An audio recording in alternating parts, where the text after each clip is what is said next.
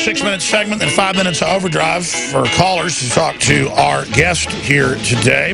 London Guardian wrote a big review of his latest book. It's a bestseller, and you can find out more at Amazon or any place else with the open source everything. And I want to get back for a full hour soon to talk about that specifically. But let's go to some phone calls here for our guest, Robert David Steele, highly recommended by Colonel Schaefer, and you can see why. Amazing interview.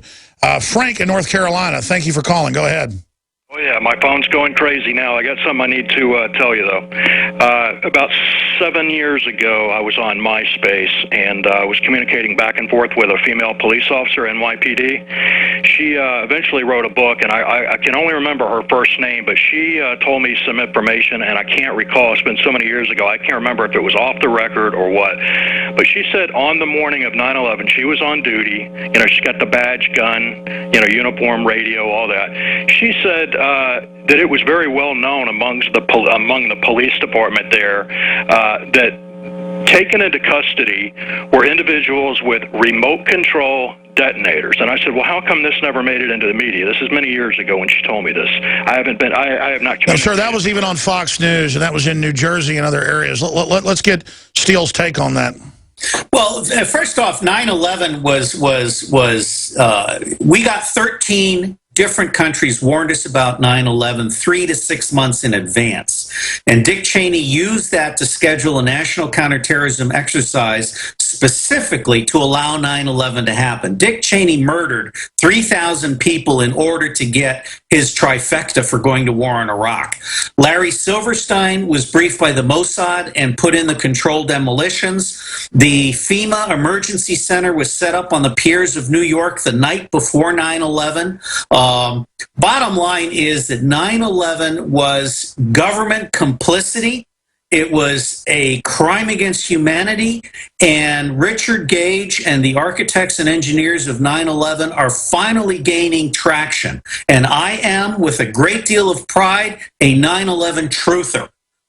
This was all a contrived operation that murdered people, including foreigners, on United States soil with the complicity of Dick Cheney in the White House. And now it's going to come out in the 28-page report that I've talked to congressmen who've seen it, Walter Jones and others, clearly says Saudi Arabia involved, stand down was ordered, and even Ron Paul has come out now and said there was clearly a stand down. Well, that's complicity right there. Yes, and I'm glad to see Ron Paul get into this, because I think I would have voted for Ron Paul as president if he had not let the Republicans steal the last election from him. The Saudis provided the passports, and the Saudis provided the kind of the pretext for operations. I personally do not believe that airplanes hit the Twin Towers, and I personally believe that a missile took out the Pentagon. But what I like to do, and I honor the guy that wrote Crossing the Rubicon, Rupert.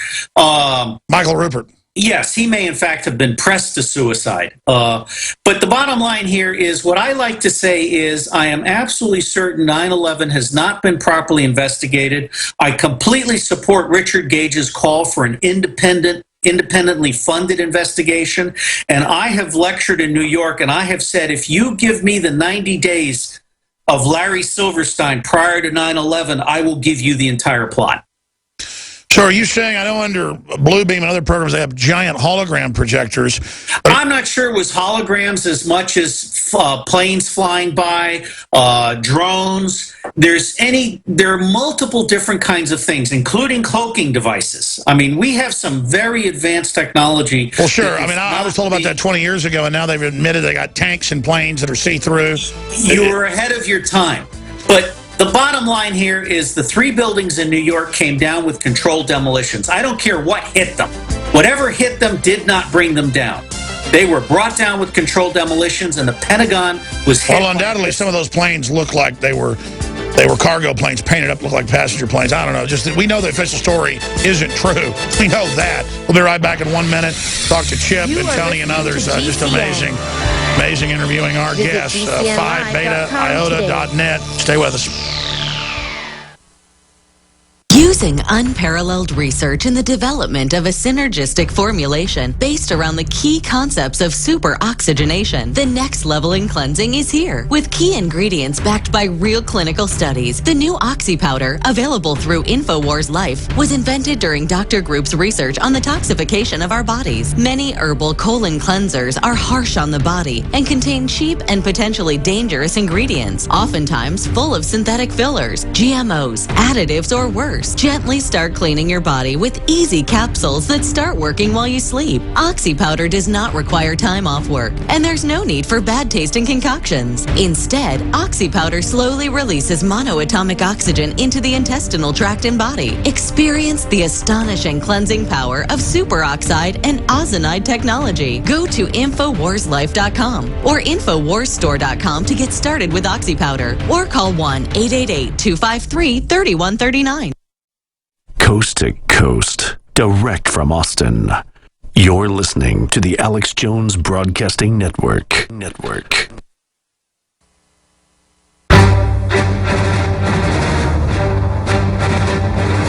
Big Brother, mainstream media, government cover-ups. You want answers? Well, so does he. He's Alex Jones on the GCN Radio Network. And now, live from Austin, Texas, Alex Jones. All right, let's rush through your phone calls for Robert David Steele, our guest, formerly with the CIA, highly recommended by Colonel Schaefer. Just to give you an idea what Schaefer thinks. Let's talk to Chip in Arkansas. You're on the air. Go ahead with a question or comment. Well, Mr. Steele, Alex, thank you so very much for your time and even every day you do Overdrive. Here's what we got, guys. Mr. Steele, I'm curious as to what you think about mandatory vaccinations. A couple days ago, our local city here in Fayetteville, Arkansas, is requiring our students to get a mandatory chickenpox vaccination. Well, they lie. They say it's mandatory. It's not really. They have to give you a waiver. Well, we're looking into all that stuff because they've not contacted us per their email or phone call. Yeah, no, they play dumb and say there isn't one in a conspiracy to lie to you. Mr. Steele comments on mandatory vaccines. Well, I'll tell you, this is why I'm such a believer in the truth. What we are learning now is that vaccinations, on the one hand, if they're honest vaccinations and they're properly screened and you know what's in them, they're good. They prevent disease. But what we're also learning is that Bill Gates and others are using them for eugenics purposes. We have found vaccinations, not me personally, but the many, many people that I rely on. It's been on mainstream news. They just had a bunch of deaths in the UN shot program in Syria. Look, vaccinations are sterilizing people in Africa and Central America, and so is Monsanto grain. Okay, by the third generation of rats eating Monsanto grain, they're sterile. So what I really believe in is that we, the people, have a right to public intelligence, which for me means decision support. It doesn't mean spying. We, the people, have a right to know what's in that vaccination. And my bottom line is there's nobody in the United States of America I trust today that will tell me what's in that vaccination. Exactly. They don't want GMO labeling. They won't let us have it in California. So you can't know what's in your food, but the NSA is going to know what you said on the phone to your wife. I mean... Yeah, but only if they want to destroy you. Alex, the good news about NSA is it only processes 1% of what it collects. The bad news is it processes everything about Alex Jones. Oh, I know. And then add some. Let's go to Indigo in Colorado. I guess I'm the Burning Man when it comes down to the end of the day. Indigo, you're on the air. I agree with you guys about this Ebola false flag. My dad trains constantly for these drills in the Northeast for the imminent biological attack with hazmat suits and all of that. But I was curious what your guys thought about Second Amendment false flags on the border. Like, I had this dream 7 months ago about where I was a little Latin American kid with just women and children in the compound, and there was gunfire that went off, and I ran outside. It was basically a black ops operation. It was blamed on. I just knew it was blamed on veterans because after I got shot, it zoomed out. And it was a news. Well, that's another question. They're constantly demonizing veterans and saying they're the main terror threat. What do you think about that, Robert? I think they are scared to death of veterans. I mean, veterans are a sacred institution in America, and they should be. The bottom line here is that, again, the U.S. government is not a monolith. 95% of it, good people trapped in a bad system. But the U.S. government is doing some very bad things at the political level. And what really troubles me is that people have forgotten their oath to the Constitution of the United States. Because we have too many people in law enforcement, as well as the military, as well as the civil service and the government, who say, I have to follow the orders of the chain of command. And what they forget is that their oath to the Constitution allows them to not only refuse to obey illegal orders, but they have a responsibility to the public to denounce the people giving those orders. The Constitution Bill of Rights that they swear an oath to is the chain of command. It's the top.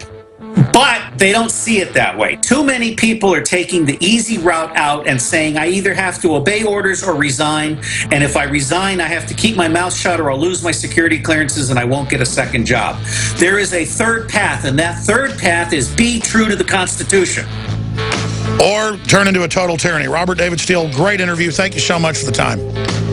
My pleasure. Tonight, 7 o'clock Central, InfoWars Nightly News. The Genesis Communications Network is one of America's premier broadcasters of captivating talk radio. We thank you for listening. Now, just imagine, there are thousands of people who are just as passionate about radio as you are. But what you may not realize is how easy and affordable it is to advertise with us. Radio commercials for your business could be heard on hundreds of radio stations across the U.S. every day. We can help you by creating an effective radio advertising campaign for your company. From script writing to producing your commercial, just like the one you're listening to right now. No other network provides the level of customer service we do. When it comes to radio advertising, we are your one-stop shop. And no matter how big or small your business is, we can help. Email us at advertise@gcnlive.com, and an experienced advertising executive will help you take the first step towards driving more customers to your business or website. Advertise@gcnlive.com. Easy, affordable, effective. Have you heard? Your eyes. Super male, and then when super female came out, tell us what happened. After I saw